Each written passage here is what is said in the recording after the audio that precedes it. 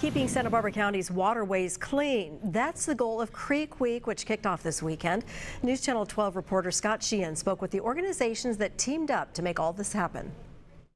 Not good. It's very sad. The vets enjoy spending their vacation at the beach, but they're disappointed when they find trash there. That's why they're happy Santa Barbara's using Creek Week to clean up. I think it's wonderful, you know. It's really a great idea.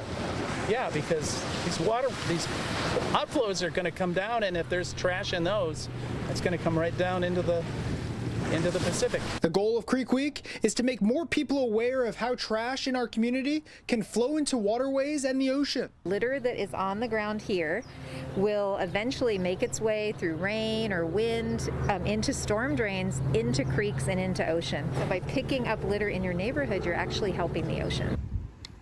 This is the 21st annual Creek Week. Normally, it's only a week.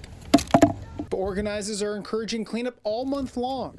This week, there are special virtual events and lectures. In just 2 weeks, 238 volunteers picked up 860 pounds of trash, and they're noticing a trend. We have found a lot of personal protective gear, right? We found masks, we have found gloves, we have found hand sanitizer containers. So we tend to find a lot of cigarette butts, a lot of small plastic items like bottle caps, and those are the tougher things for us to pick up, so which it's great to have volunteers out. Organizers are hosting a storm drain chalk art contest. They say the cleaner we keep our streets and creeks, the cleaner our beaches and oceans will be.